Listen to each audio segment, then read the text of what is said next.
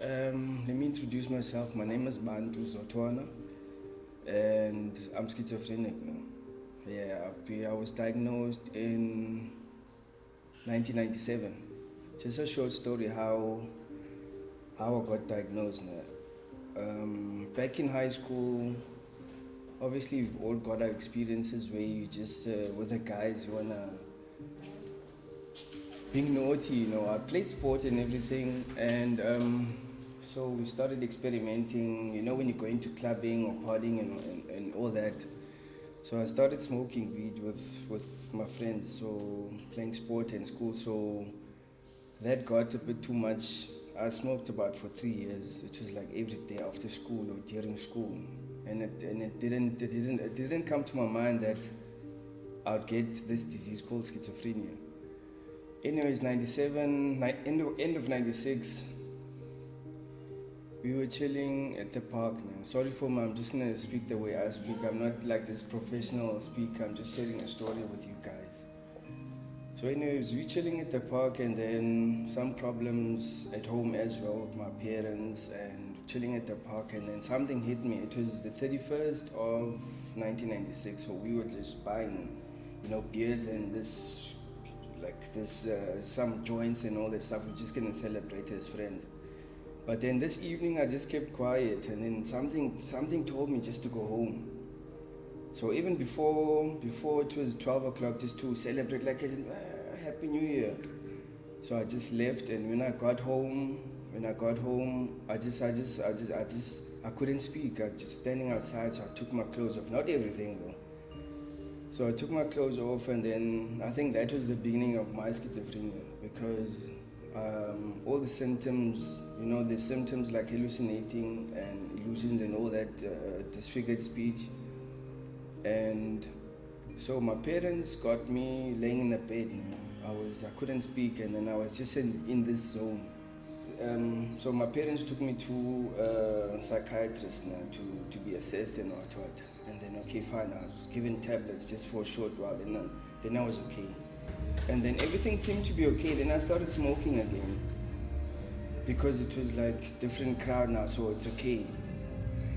So in June, then I was like hearing voices, man. It's like people who I don't know how to put it, who don't know anything about mental disorders.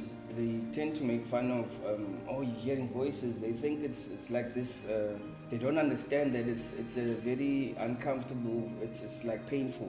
Not painful as in we pinch, it's painful because you can't get them away. Yeah, so anyways, I was seeing things. It was June, and then it got worse. And then I would stray away from home. I don't know if I'm using the right word now. I would stray away from home, just walk in the night, and I don't know where I am, and my parents was looking for me and all this. So then eventually I was taken to rehab now. The first one was at Kenilworth at Keso Clinic.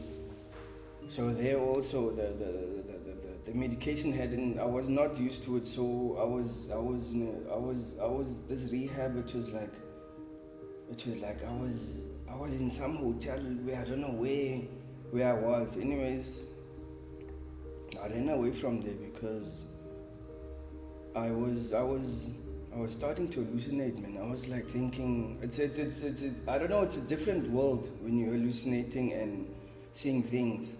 Anyways, went to different, from Makesa I was taken to Stickland. Even there I wanted to get out of there. I just wanted to, because being in a rehab, there's people that's worse than in a more worse condition than you.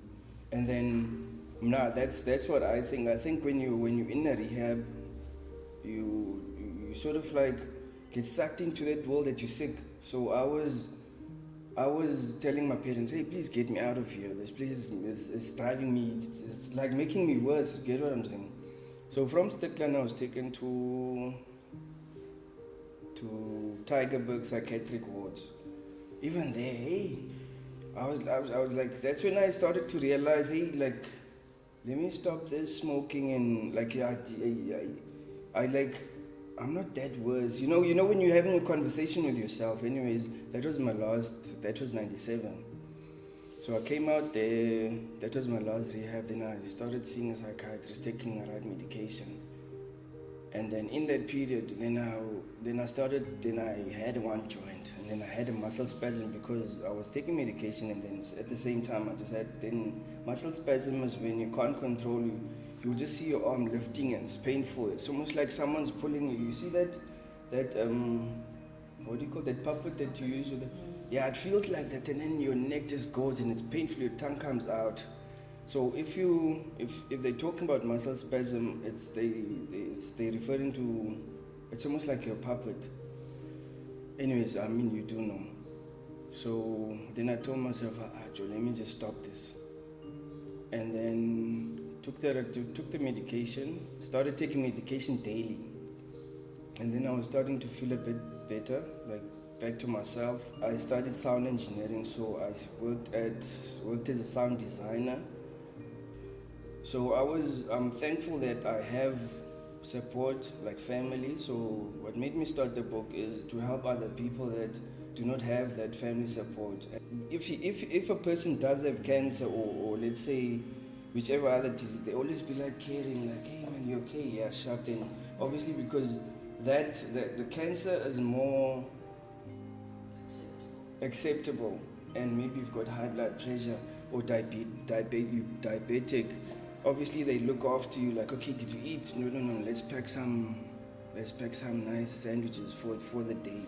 But as soon as you have a mental disorder, people tend to stay away from you and calling you names. That's where that's where I wanted to play my role in erasing the stigma about mental health.